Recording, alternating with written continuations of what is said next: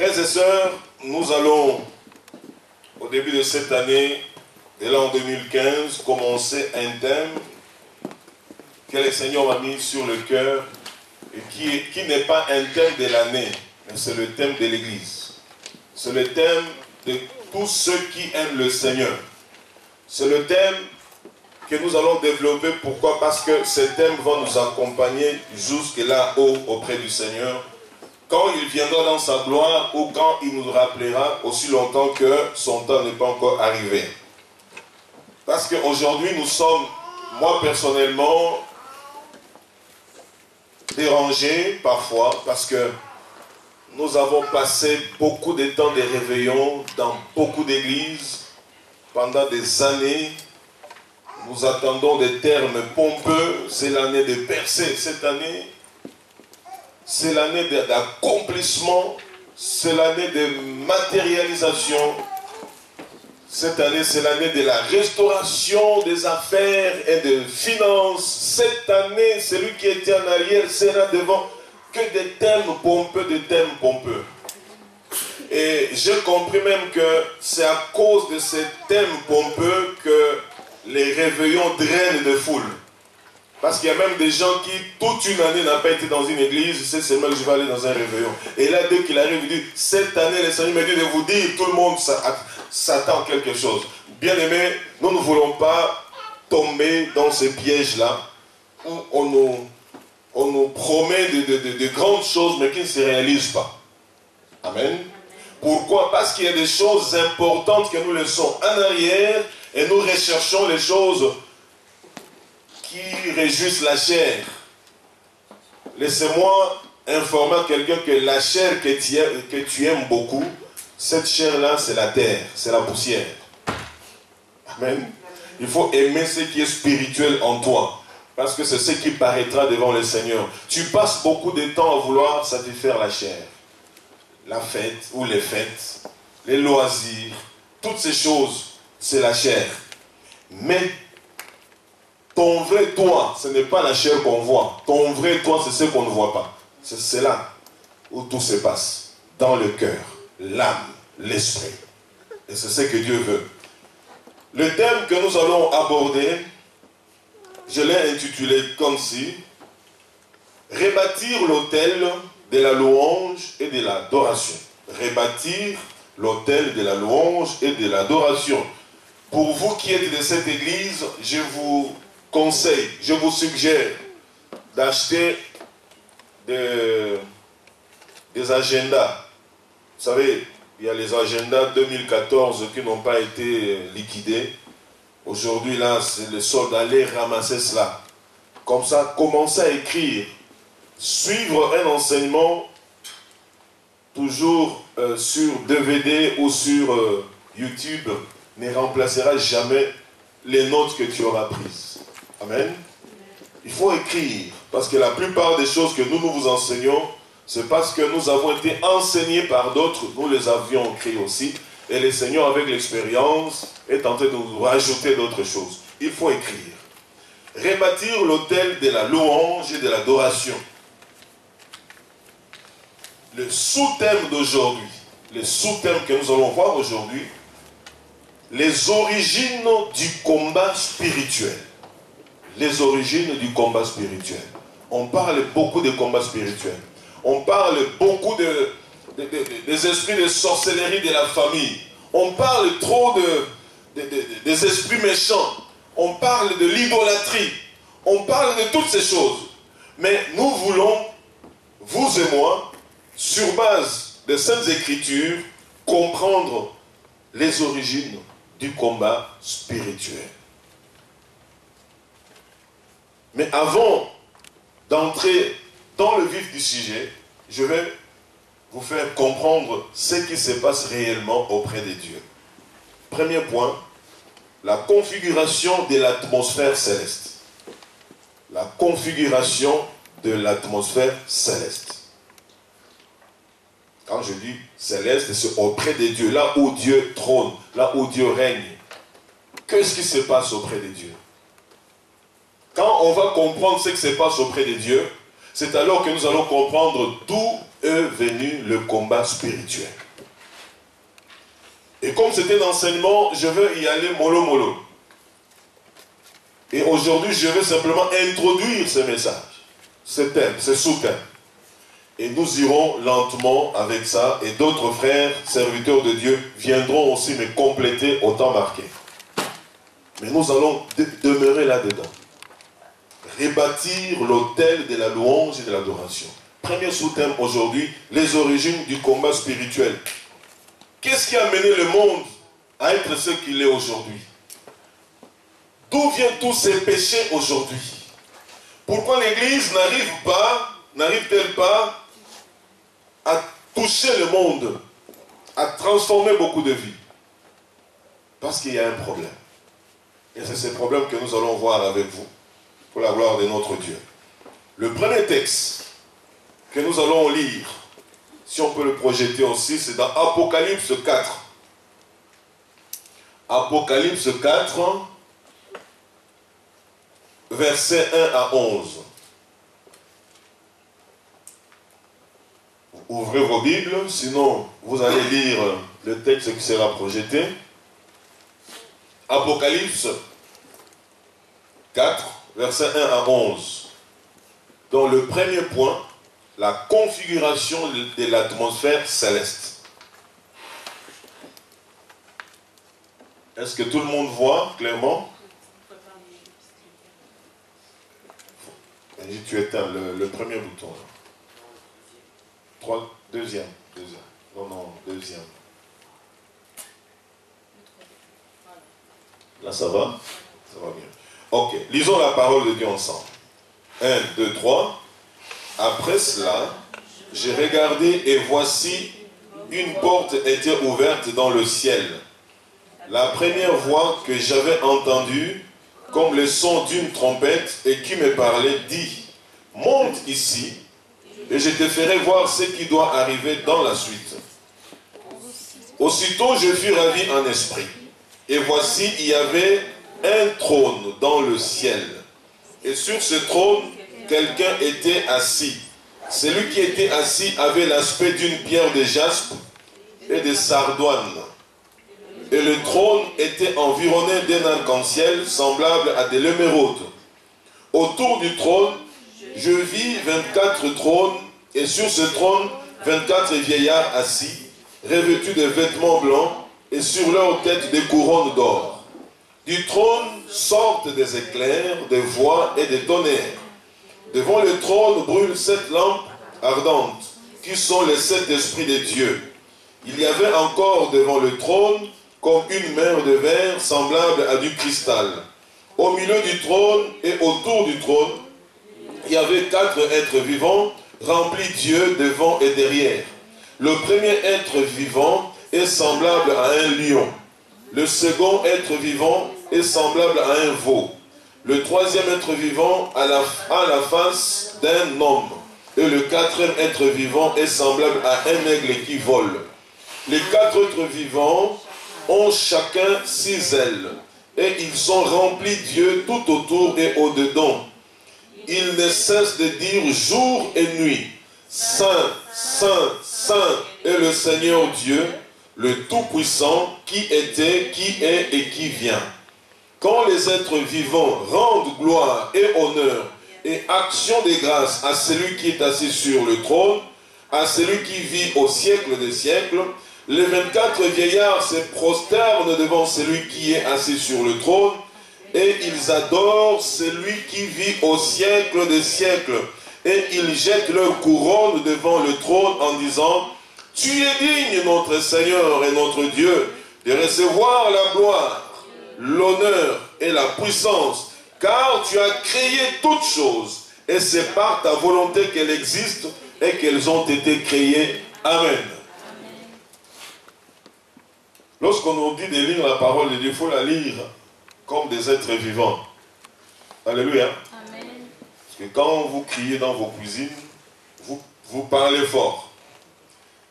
Les hommes, quand ils regardent un match, ils crient devant la télé. Mais non, quand on doit lire la parole, parce que la parole de Dieu a créé toutes choses. Quand je la lis, c'est une grâce que Dieu me donne. Alléluia. Alors, bien aimé, la configuration de l'atmosphère céleste. L'atmosphère céleste est conçue en fonction de celui qui est assis sur le trône. Alléluia.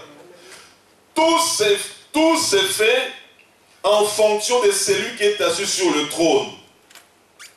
Et la Bible est en train de décrire qui est-il et comment il est.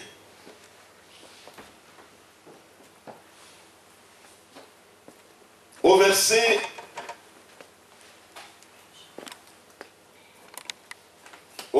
2. Aussitôt je fus ravi en esprit, et voici, il y avait un trône dans le ciel, et sur ce trône, quelqu'un était assis. Celui qui était assis avait l'aspect d'une pierre de jaspe et de sardoine. La plupart d'entre nous, nous connaissons, nous avons souvent entendu parler de diamants, de l'or. Mais il n'y a pas que le diamant et l'or. Il y a plus précieux que le diamant et l'or. Il y a des pierres que nous allons lire bientôt lorsque nous allons aborder notre deuxième partie. Donc, cet homme-là, qui était assis sur le trône, si nous lisons beaucoup de versets dans la Bible, son visage, on ne l'a jamais vu. Même ceux-là qui ont été transportés en esprit, ils ont toujours vu soit ses pieds, soit la lumière qui l'entoure, parce qu'il habite une lumière inaccessible. Nous les verrons tels qu'il est, que lorsque Christ viendra chercher son Église. C'est un mystère. On a accès à Jésus. Plusieurs ont vu Jésus. Jésus est apparu à plusieurs personnes. Mais le Dieu créateur, nul ne peut le voir et subsister. Le trône de notre Dieu est au ciel. D'autres appellent ça premier ciel. Satan serait jeté dans le deuxième ciel et nous sommes là sur terre et ainsi de suite. Mais c'est l'endroit que Dieu habite, le Créateur. C'est là. Et c'est ça la configuration de l'atmosphère céleste. Cette atmosphère est conçue telle que Dieu doit être éternellement glorifié. C'est un endroit où quiconque existe là-bas n'a qu'une seule obligation de se prosterner, d'adorer, de célébrer le nom de celui qui vit éternellement. Une atmosphère de louange sans fin à l'éternel Dieu Tout-Puissant. Une atmosphère d'adoration en continu à la gloire du Dieu Créateur. Une atmosphère de célébration de la puissance, de la royauté et de la seigneurie de Dieu. Une atmosphère de contemplation des merveilles créées par Dieu. Ça, c'est la configuration du ciel où Dieu habite. N'entrera ou n'entreront au ciel que des hommes et des femmes qui se seraient déjà entraînés sur la terre à adorer éternellement Dieu. L'homme est imbu de lui-même. L'homme aime ce que lui veut. L'homme marche selon les désirs et les plaisirs de ce monde. Et l'homme se fatigue vite. Voilà pourquoi, bien aimé, dans le monde, il y a trop de coups bas. Lorsqu'on a déjà travaillé longtemps pour quelqu'un, ou lorsqu'on entreprend des affaires et que d'autres personnes viennent nous embêter, qu'est-ce qui se passe? On se détourne pour aller voir ailleurs ou faire autre chose. Mais au ciel, ça n'existera pas. Il y a des frères et des sœurs qui viennent à l'église qui ont des difficultés de louer et d'adorer le vrai Dieu. Alors je me pose la question, qu'est-ce que tu iras faire au ciel? Au ciel, il n'y aura plus de prédication, il n'y aura plus d'église, il n'y aura plus tout ce que nous faisons, les agapés là, il n'y en aura pas. Au ciel, nous aurons une seule mission, une seule responsabilité. Adorer, louer, célébrer, magnifier le Saint des Saints, le Roi des Rois, le Seigneur des Seigneurs. Alors, nous devons nous exercer déjà maintenant. Nous, la plupart ici, nous sommes encore jeunes. Quand je regarde l'âge, on est encore presque tous jeunes. J'ai suivi une émission l'année passée, donc il y a 4 mois, un présentateur d'une chaîne en France. Il avait reçu, je crois, un musicien belge, un certain Damon qui fêtait ses 70 ans. Lorsqu'on lui a... Il a reçu, il a dit, oh, tu viens simplement à peine d'avoir 70 ans, mais tu es un gamin, tu es encore jeune. Par rapport à nous qui avons 72 ans, j'ai dit, oh, mais ils appellent celui qui a 70 ans jeune, mais tu es encore jeune. Parce que pour nous, la vieillesse commence à l'âge de 80 ans. Alléluia. Mais aujourd'hui, il y a des chrétiens, lorsqu'il a atteint 35 ans, 40 ans, 50 ans, 60 ans, ils se voient déjà vieux. Mais les païens, à 70 ans, ils se voient encore jeunes. Donc au ciel, bien aimé, l'atmosphère, la configuration là-bas est faite pour ceux-là qui ont compris qu'ils doivent louer, adorer, célébrer le Seigneur.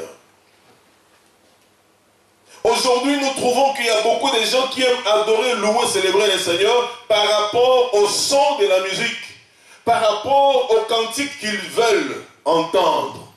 Mais au ciel, nous chanterons avec les anges, avec les archanges, les séraphins, les chérubins. Nous allons louer, adorer. Nous allons trouver tous nos bien-aimés qui ont composé des cantiques qui a des siècles, des cantiques qui traversent des siècles. Nous allons les trouver tous là-bas. Je m'imagine toujours cette chorale-là. Donc au ciel, il n'y aura qu'une chorale. Alléluia.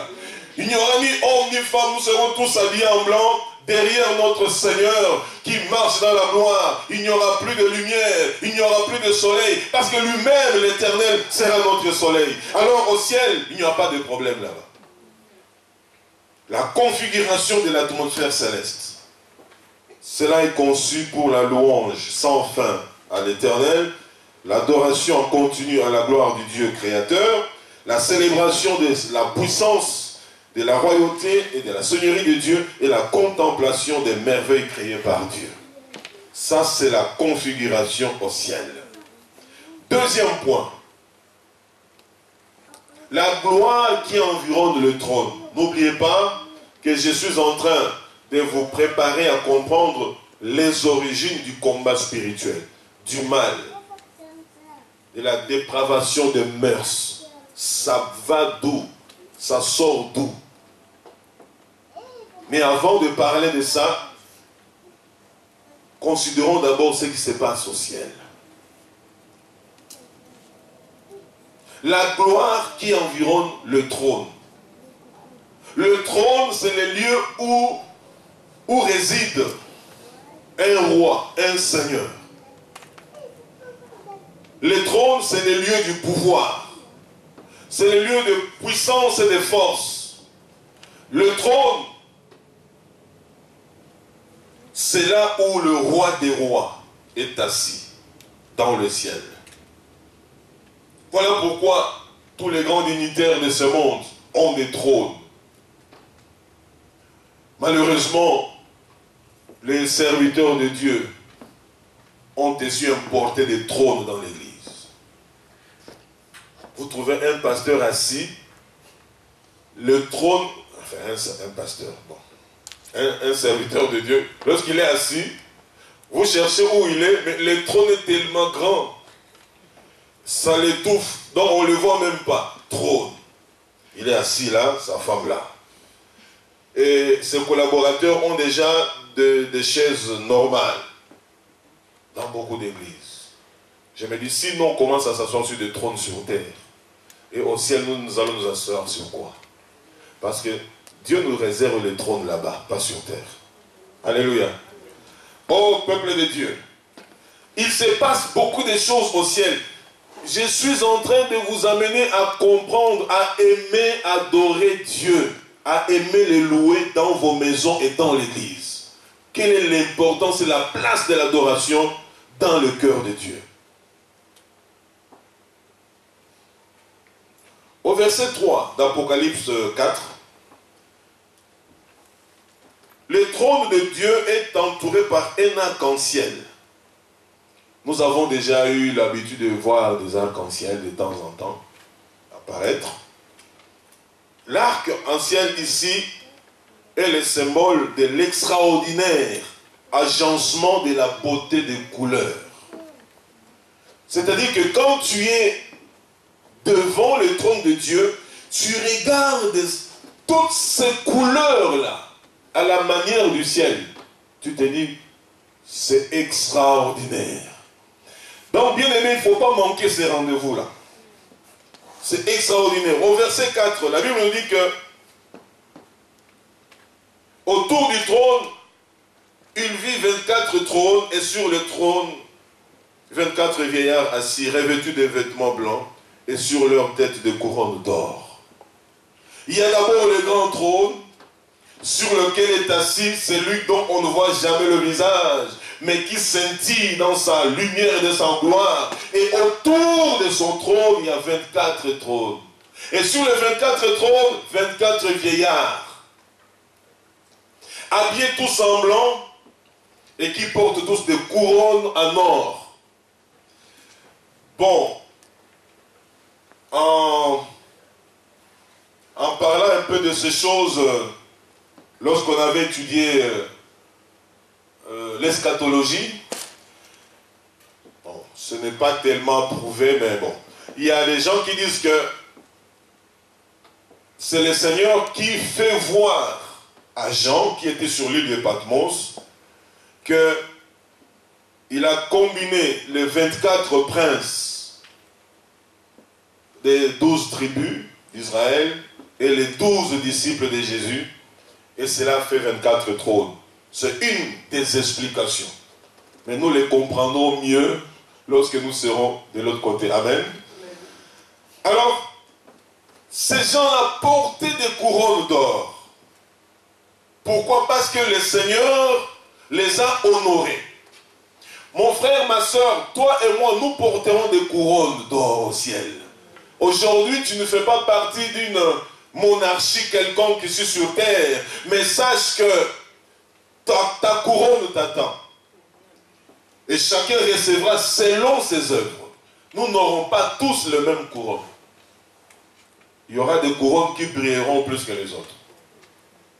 Voilà pourquoi il faut déjà se mettre à travailler pour le Seigneur maintenant. Au verset 5. Du trône sortaient des éclairs, des voix et des tonnerres. Du trône, autour du trône, au milieu du trône, sortaient des éclairs, des voix et des tonnerres. Frères et sœurs, il se passe une atmosphère extraordinaire au ciel. Souvent nous l'oublions à cause de nos problèmes et difficultés de la vie. Mais au ciel, ce n'est pas tout ce que nous vivons même dans nos églises à gauche, à droite. Il se passe des choses merveilleuses. Et ceux qui ont compris cela, ils sont sérieux avec Dieu. Très sérieux. Au verset 5. Toujours, devant le trône brûlent 7 lampes ardentes qui sont les 7 esprits de Dieu.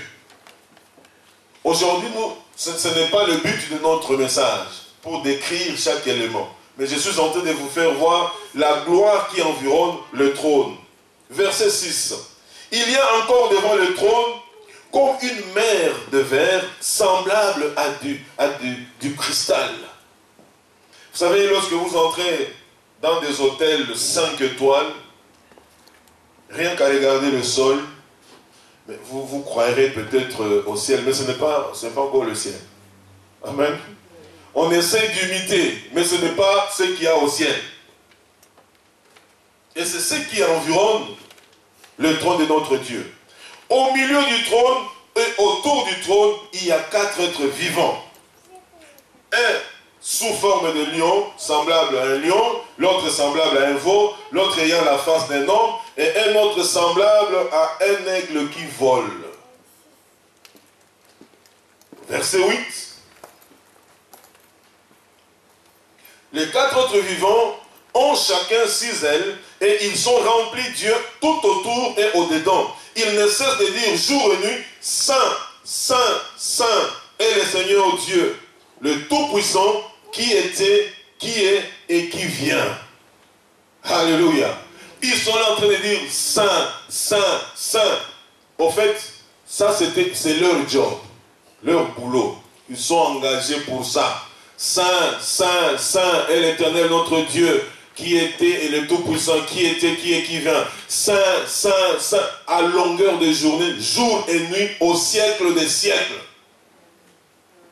Les 4 êtres vivants qui étaient là. Leur rôle, c'est de louer Dieu, de contempler Dieu. Et les 24 vieillards, leur rôle, c'est de se prosterner et d'adorer Dieu. Vous comprenez? La louange et l'adoration. Ça marche de pair. Ne jamais l'oublier. Versets 9 à 10.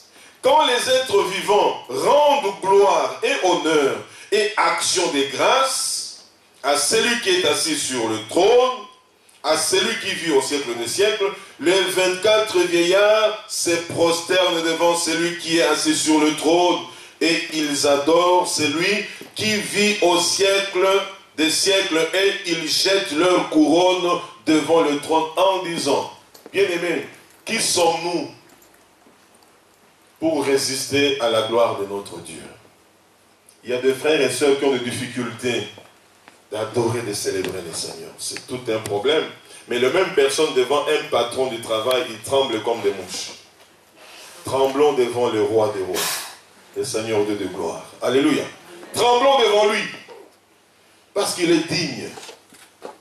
Alors, ils déclarent tous en disant, tu es digne, notre Seigneur et notre Dieu, de recevoir la gloire et l'honneur et la puissance, car tu as créé toutes choses et c'est par ta volonté qu'elles existent et qu'elles ont été créées. Ils reconnaissent que Dieu a créé toutes choses. Ce qui est au ciel, c'est Dieu qui a créé cela. Quand j'ai préparé ce message, j'ai dit, Seigneur, mais nous tous là, nous sommes limités pour comprendre ce qui se passe réellement au ciel. Nous sommes limités même par notre langage pour transmettre ce qu'est réellement, comprendre cela. Alléluia. C'est par l'Esprit Saint que le Seigneur va nous faire comprendre la profondeur de ce que je suis en train de vous transmettre. Rebâtir l'autel de la louange et de l'adoration. Que ces thèmes restent gravés sur le cœur de chacun de nous durant le reste de ta vie. Ce n'est pas un thème de l'année 2015. C'est un thème de ton existence sur terre pour Dieu. Et jusque dans l'au-delà. Et le sous-thème que nous sommes en train de développer, les origines du combat spirituel. Où cette guerre-là spirituelle, ça a commencé où? Et j'ai commencé à vous décrire la configuration, dans le premier point, la configuration de l'atmosphère céleste. Et maintenant, je suis en train de vous parler de la gloire qui environne le trône de notre Dieu. Et voilà que ces gens-là, les 24 vieillards, les 4 êtres vivants, sont en train de s'écrier, tu es digne, notre Dieu, notre Seigneur et notre Dieu, de recevoir la gloire, l'honneur, la puissance, car tu as créé toutes choses et c'est par ta volonté qu'elles existent et qu'elles ont été créées.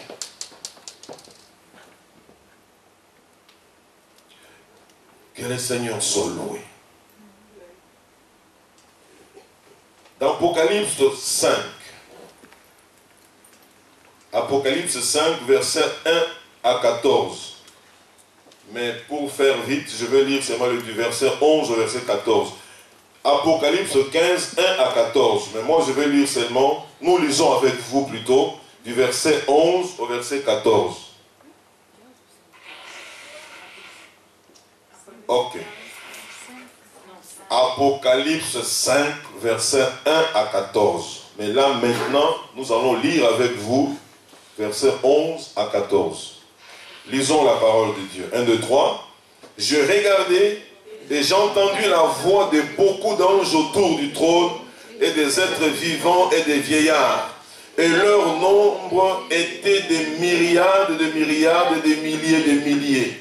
Ils disaient d'une voix forte, L'agneau qui a été immolé est digne de recevoir la puissance, la richesse, la sagesse, la force, l'honneur, la gloire et la louange. Et toutes les créatures qui sont dans le ciel, sur la terre, sous la terre, sur la mer, et tous ceux qui s'y trouvent, je les entendis qui disaient à celui qui est assis sur le trône et à l'agneau, soit la louange, l'honneur, la gloire et la force au siècle des siècles. Et les quatre êtres vivants disaient Amen. Et les vieillards se prosternèrent et adorèrent. Amen. Tout ça, ça se passe autour du trône de notre Dieu. Les monarques de ce monde ont compris cela. Les dictateurs de ce monde ont compris cela. Voilà pourquoi lorsqu'ils sont aux commandes d'un pays, ils ne veulent pas lâcher. Parce que ces trônes-là nous attirent la gloire et la grandeur. Les gens viennent même faire le culte de la personnalité. Pacificateur, timonier. Vous connaissez un peu les gens d'un certain pays-là. Un ex-Zaïre. Alléluia. Oh, et quand ces gens-là entendent cela, ça fait du bien. Ils demeurent là. Ils disent, tu peux tout faire, mais n'approche pas le trône. Pourquoi? Nous allons comprendre cela. D'où vient le combat spirituel? D'où vient que l'homme s'est révolté contre Dieu? D'où vient que l'homme s'est retourné pour faire ce que Dieu lui a interdit? Tout a commencé là. Il y a dans beaucoup d'églises où on prie, oh non, les gens tombent toujours dans le péché sexuel. Les gens sont des voleurs, sont des menteurs, sont des ceci, sont des cela. Mais on n'attaque pas le vrai problème. Le vrai problème, c'est parce que le trône de l'adoration et de la louange n'existe pas dans le cœur de plusieurs. Parce que quand c'est bien compris, le reste, ça va suivre. On va chasser les démons dans ta vie. On les chassera au nom de Jésus. Ils s'en iront, ils y retourneront, ils trouveront ta vie vide, ils y rentreront encore. Plus fort qu'avant. Et je crains fort que beaucoup d'enfants de Dieu sont en train de vivre oh, le terme m'échappe là. Ils sont en train de vivre une confusion dans leur vie spirituelle. Pourquoi? Parce qu'on a tellement chassé des démons dans leur vie au nom de Jésus. Les démons sont partis. La Bible déclare que quand les esprits sont chassés, ils vont errer ça et là, ne trouvant pas une place, ils y reviendront voir. Et s'ils trouvent que cette maison-là est propre, vide et non protégée, la Bible dit qu'ils vont encore aller chercher cet autre esprit plus méchant qu'eux. Ils y reviendront là et la situation deviendra difficile. Je crains fort que beaucoup de frères et sœurs sont en train de vivre des moments difficiles dans leur vie. Pourquoi? Parce qu'il y a eu effet retour. Effet retour. Bien-aimés, ne blaguons pas avec le nom de Jésus. Tu peux venir ici, je vais chasser les démons au nom de Jésus. Ils partiront. Je ne sais pas ce que tu fais chez toi à la maison. Je ne connais pas tes relations. Qu'est-ce que tu en fais? Je ne sais pas ce que tu regardes à la télévision. Je ne sais pas ce que tu mijotes dans ton cœur. Et quand les démons chassés souffrent, ils sont devenus des SDF spirituels, ils cherchent où dormir. Ils reviendront et ta situation risque d'être encore pire qu'avant. Nous voyons que tous au ciel n'ont qu'un principe, un mot d'ordre: louer, adorer, se prosterner, contempler, magnifier, célébrer le nom du Seigneur. Aujourd'hui, il y a dans des églises où on célèbre plus l'homme, entre guillemets, de Dieu plus que Dieu. On craint les pasteurs, on craint les bishops, on craint l'apôtre, on craint le prophète, l'archibishop et d'autres qui se nomment des patriarches. On les craint plus que Dieu. On vient au culte, on est assis, très lourd. Quand on annonce l'homme de Dieu est là, tout le monde se lève. Il est plus que Dieu, cet homme-là, n'est-ce pas? Quand tu viens à l'église, tu es devant qui? Devant le Seigneur. Il faut qu'on te dise, lève-toi, assieds-toi, agenouille-toi. Non. Quand je connais qui je sers, j'entends la voix du Saint-Esprit qui m'oriente, qui me guide. Alors, bien aimé, Ça, c'est l'atmosphère qui existe autour du trône de notre Dieu, ainsi que la gloire. Donc au ciel, tout est fait, tout est organisé, tout est structuré en fonction de celui qui est assis sur le trône et à l'agneau qui est Jésus-Christ, Fils du Dieu très haut. Au ciel, il n'y a qu'un trône de gloire.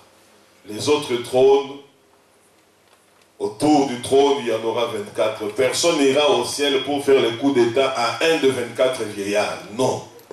Personne n'entrera au ciel pour faire le coup d'état aux 4 êtres vivants. Non. Mais nous aurons aussi nos trônes. Alléluia. Il y a de la place pour tout le monde dans la maison de l'Éternel. Voilà pourquoi le Seigneur allait nous préparer une place. Afin que lorsqu'il aura fini, il viendra nous chercher. Pour que nous puissions vivre dans sa gloire. Troisième point. Comment cela est-il structuré? Ce que je vous ai parlé. 1. La configuration de l'atmosphère céleste. 2. La gloire qui environne le trône. Maintenant, comment cela est-il structuré? Et c'est là où les choses vont commencer. Je vous ai dit que ce matin, j'ai introduit.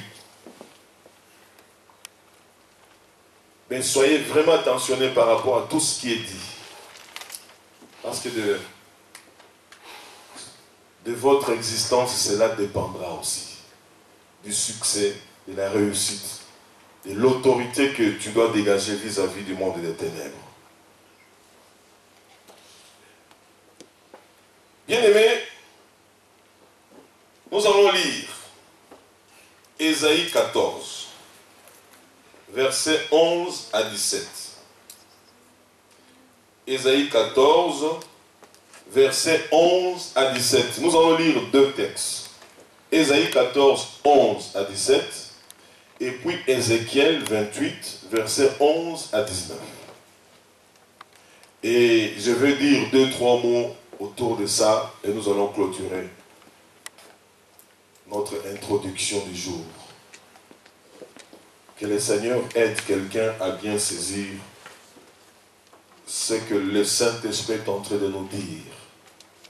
Ésaïe 14, versets 11 à 17.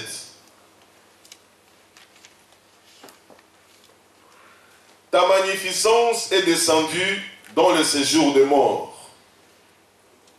Avec le son de tes luttes, sous toi est une couche de verre, et les verres sont ta couverture. Verset 12. Lisons. Te voilà tombé du ciel, astre brillant, fils de l'aurore. Tu es abattu à terre, toi le vainqueur des nations. Tu disais en ton cœur, je monterai au ciel. J'élèverai mon trône au-dessus des étoiles de Dieu. Je m'assiérai sur la montagne de l'assemblée, à l'extrémité du septentrion. Je monterai sur le sommet des nues. Je serai semblable au Très-Haut. Mais tu as été précipité dans le séjour des morts, dans les profondeurs de la fosse. Ceux qui te voient fixent sur toi leur regard et ils te considèrent attentivement. Est-ce là cet homme qui faisait trembler la terre, qui ébranlait les royaumes, qui réduisait le monde en désert, qui ravageait les villes et ne relâchait point ses prisonniers? Lisons Ézéchiel 28, versets 11 à 19. Parce que nous laissons parler quand même la Bible. Nos commentaires, c'est pour peut-être faire comprendre à certaines personnes qui ont difficile à comprendre le texte biblique, mais lisons les textes qui nous édifient davantage, comme ça, nous allons nous repositionner dans notre marche avec le Seigneur. Amen. Ézéchiel 28, versets 11 à 19. 1, 2, 3. La parole de l'Éternel me fut adressée en ces mots. Fils de l'homme, prononce une complète sur le roi des Tyr. Tu lui diras, ainsi parle le Seigneur l'Éternel. Tu mettais le sceau à la perfection. Tu étais plein de sagesse, parfait en beauté. Tu étais en Éden, le jardin de Dieu. Tu étais couvert de toute espèce de pierres précieuses, des sardoines, des topazes, des diamants, des chrysolites, d'onyx, des jaspes, des saphirs, des scarboucles, d'émeraudes et d'or. Tes tambourins et tes flûtes étaient à ton service, préparés pour le jour où tu fus créé. Tu étais un chérubin protecteur aux ailes déployées. Je t'avais placé et tu étais sur la montagne, la sainte montagne de Dieu. Tu marchais au milieu des pierres étincelantes. Tu as été intègre dans tes voies, depuis le jour où tu fus créé, jusqu'à celui où l'iniquité a été trouvée chez toi. Par la grandeur de ton commerce, tu as été rempli de violence, tu as péché. Je te précipite de la montagne de Dieu et je te fais disparaître, chérubin protecteur, du milieu des pierres étincelantes. Ton cœur s'est élevé à cause de ta beauté. Tu as corrompu ta sagesse par ton éclat. Je te jette par terre. Je te livre en spectacle au roi. Par la multitude de tes iniquités, par l'injustice de ton commerce, tu as profané tes sanctuaires. Tu fais sortir du milieu de toi un feu qui te dévore. Je t'ai réduit en cendres sur la terre aux yeux de tous ceux qui te regardent. Tous ceux qui te connaissent parmi les peuples sont dans la stupeur à cause de toi. Tu es réduit au néant, tu ne seras plus à jamais. Amen. Oh bien-aimé, comment cela était-il structuré? Il existait ou il existe, quand Dieu a créé, il a créé plusieurs êtres célestes. Il y avait les êtres qui avaient un rang le plus élevé, un rang qui suivait, un rang un peu inférieur. Et parmi ceux qui occupaient le rang le plus supérieur, il y en avait trois que la Bible normalement nomme. Il y avait premièrement Lucifer, deuxièmement Michael, troisièmement Gabriel, qu'on appelle des archanges. Et parfois on les confond, enfin on les appelle aussi des chérubins protecteurs. C'était des êtres que Dieu avait créés, qui avaient l'autorité sur tous les autres êtres qui vivaient au ciel. Alléluia. Amen. Comment cela était-il structuré? C'est pour que vous compreniez, bien aimé, le pourquoi et les origines du combat spirituel et de tous les désordres qui est descendu dans ce monde. Au ciel, Dieu avait tout structuré, tout ordonné, tout fonctionnait normalement. Et l'archange Gabriel, c'est cet archange qui se met devant le trône de Dieu pour recevoir des messages et pour qu'il aille les transmettre. C'est un messager. Michael est considéré comme le chef des armées célestes, le commandant suprême des armées célestes. Voilà pourquoi à chaque fois qu'il y avait un sérieux problème avec Israël, ou un serviteur de Dieu, ou un prophète, il y avait toujours, on faisait toujours appel à Michael pour venir délivrer. Et enfin, Lucifer, et c'est lui qui nous concerne maintenant. N'ayez pas peur lorsqu'on parle de Lucifer. Lucifer, c'est le nom qui a été donné à cet archange-là au ciel. Et ce nom ne veut signifier seulement que la porte où passe la lumière. Lucifer, la porte où passe la lumière, on l'appelle aussi l'astre brillant. L'astre brillant. C'est quelqu'un que Dieu avait créé, enfin, c'est un être que Dieu avait créé à la perfection. Il avait une beauté parfaite, une intelligence parfaite, il avait tout parfaitement. Si Michael était le chef des armées célestes, et si Gabriel c'est l'ange messager de Dieu, lui, il avait pour fonction l'adoration et la louange. La célébration, la contemplation. Et ce qui fait que il était comme le privilégié de tous. C'était comme le chef de toutes les créatures célestes en dehors de la divinité. Quelle était sa mission? La mission de Lucifer au ciel, c'était d'organiser la louange, l'adoration et la célébration. Sa mission, c'était de conduire tous les êtres célestes à orienter et à diriger la louange, l'adoration, la célébration, la contemplation auprès de Dieu. C'était sa mission, c'était sa responsabilité. Et pendant qu'il le faisait, tout se passait normalement au ciel. Tout était parfait, tout était correct, Dieu était content. Dieu n'attend que ses créatures puissent l'adorer, le célébrer. Dieu attend de toi la louange et l'adoration. Dieu veut que tu les célèbres.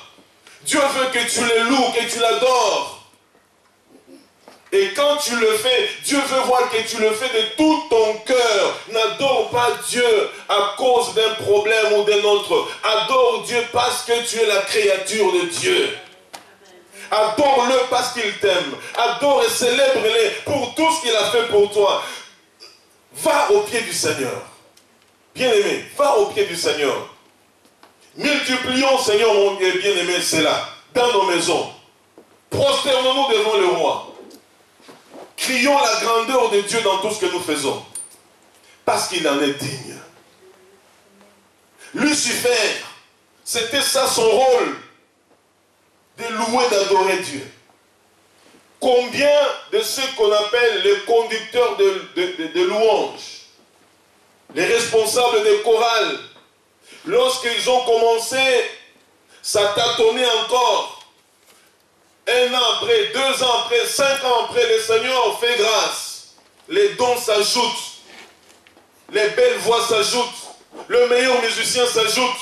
Du jour au lendemain, celui qui était le conducteur, celui qui dirigeait la chorale, celui qui dirigeait l'équipe de louange, prend les ailes. Ce n'est pas loin. Hein? Vous comprenez d'où ça vient? Alléluia. Vous comprenez d'où ça vient? C'est là. C'est là, les combats spirituels. C'est à partir de ce que Lucifer a fait. Voilà qu'un jour, au ciel, le gars s'élève, il dit, mais ça fait des siècles. Il n'y a que moi qui me présente devant le Seigneur pour lui offrir les louanges, la célébration de tout le monde. Parce que j'ai déjà arrangé la chorale, j'ai déjà fait ceci, cela, et tout le monde chante la gloire de Dieu. Et pire encore, vous avez lu avec moi dans Ézéchiel 28, même les instruments ont été créés les jours où il fut créé. C'est-à-dire que Lucifer n'a pas fabriqué les instruments. C'est Dieu qui a ordonné à son laboratoire céleste qu'il y ait des instruments. Et cet homme du jour au lendemain, cet homme, oh là là, cet être céleste, cet archange, il s'est dit non, ça n'est trop de servir Dieu. Pendant ce temps-là, il y avait aussi d'autres êtres célestes, des hauts rangs. Parce qu'il y avait les chérubins, il y avait les séraphins, il y avait les chérubins, il y avait les archanges, il y avait les anges, il y avait les trônes. On verra tout ça bien aimé. Il y avait les dominations, il y avait les autorités. C'était structuré comme ça. Il y avait aussi parmi les autres là, ceux aussi qui boudaient, murmuraient, on a trop joué pour ces dieux-là. Hein? On a trop joué, on est tout le temps là, musique, louange, adoration. Mais ils avaient pris le goût de ce qu'on faisait à Dieu pour qu'on le fasse pour eux. Mais ils attendaient une occasion. Et comme Lucifer était comme le leader, parce qu'aujourd'hui on aime trop enseigner le leadership dans les églises. Vous comprenez d'où ça vient. Il était le leader qui devait commander, ordonner, orienter les choses. Certainement il est allé parler avec eux. Vous avez entendu, il y avait des myriades, des milliers, des milliers. Il leur a dit, écoutez, j'ai entendu vos bruits, c'est arrivé jusqu'à moi, mon équipe de renseignement me l'a dit. Je sais que c'est tout un problème parce que moi-même, je suis en train de voir dans quel moyen nous pouvons prendre ce pouvoir et que ça se passe bien. Donc, si vous me soutenez, quand j'aurai le pouvoir, je vais vous nommer. Vous serez mes représentants dans tel pays, dans telle chose, dans telle chose. Si vous...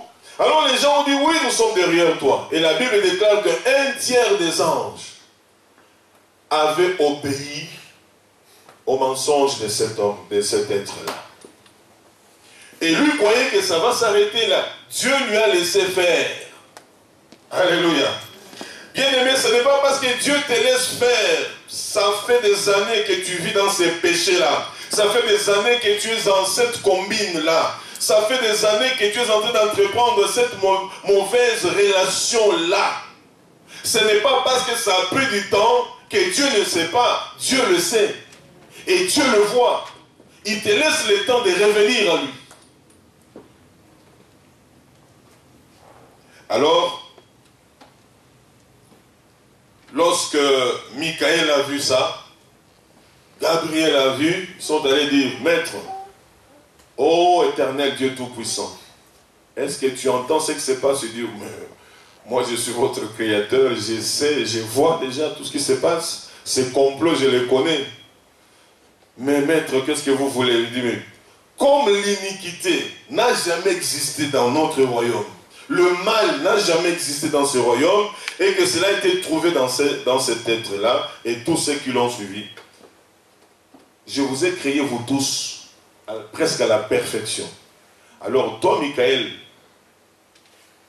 comme tu es le chef de mes armées, tu dois chasser les armées de l'autre. C'est ainsi que nous allons lire avec vous Apocalypse 12. Et nous allons conclure aujourd'hui là. Apocalypse 12, versets 7 à 12, rapidement. Prenez vos Bibles. Projetez-nous le texte rapidement, nous allons lire. Apocalypse 12, versets 7 à 12. Serrez vos ceintures. Alléluia. Oh, les origines du combat spirituel. Les origines de la guerre entre le ténèbre et la lumière, entre la vérité et le mensonge. C'est parti dès l'instant que l'homme, la créature a voulu changer l'ordre que Dieu avait établi au ciel pour que lui reprenne la place de Dieu. Nous avons lu avec vous dans Ésaïe 14. Il s'était fait semblable à Dieu. Il voulait prendre la place de Dieu. Et à partir de ce moment, tout a été chamboulé. Apocalypse 12, versets 7 à 12. 1, 2, 3. Il eut guerre dans le ciel. Michel et ses anges combattirent contre les dragons. Et les dragons et ses anges combattirent. Mais ils ne furent pas les plus forts. Et leur place ne fut plus trouvée dans le ciel. Et il fut précipité, le grand dragon, le serpent ancien, appelé le diable et Satan, c'est lui qui séduit toute la terre. Il fut précipité sur la terre et ses anges furent précipités avec lui. Et j'entendis dans le ciel une voix forte qui disait, maintenant le salut est arrivé et la puissance et le règne de notre Dieu et l'autorité de son Christ, car il a été précipité, l'accusateur de nos frères, c'est lui qui les accusait devant notre Dieu jour et nuit. Ils l'ont vaincu à cause du sang de l'agneau et à cause de la parole de leur témoignage, et ils n'ont pas aimé leur vie jusqu'à craindre la mort. C'est pourquoi réjouissez-vous, cieux, et vous qui habitez dans les cieux. Malheur à la terre et à la mer, car le diable est descendu vers vous, animé d'une grande colère, sachant qu'il a peu de temps. Amen. Il eut guerre entre les 2 tiers des anges qui étaient pour Dieu et le 1 tiers des anges qui étaient pour Satan, Lucifer. Et voilà qu'ils furent précipités. Ils furent bannis du ciel, exclus pour toujours. Ils ne reviendront plus jamais. Ils ont été précipités et bannis. Et dès l'instant qu'on a chassé, précipité Satan, enfin Lucifer, son nom a changé. Il est passé de Lucifer à Satan,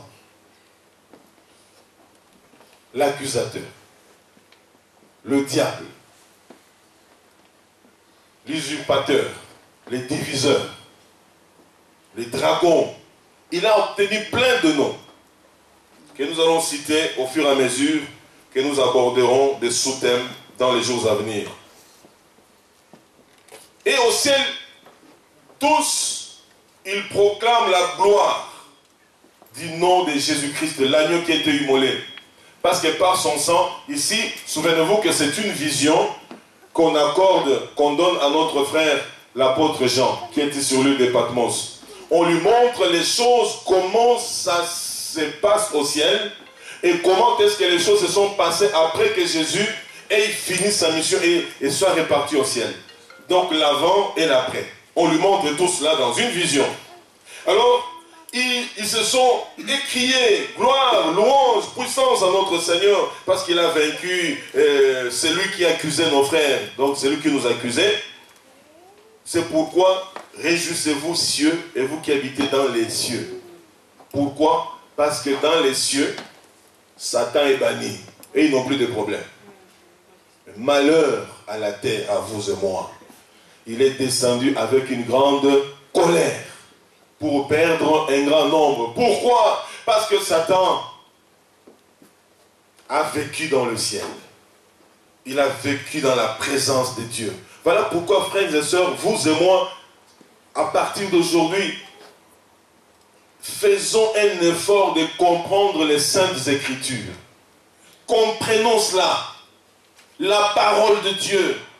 Ne servons pas Dieu par sentiment, par émotion, par humeur du jour. Aujourd'hui ça va, je vais louer Dieu. Aujourd'hui ça va, je vais aller à l'église. Aujourd'hui, non.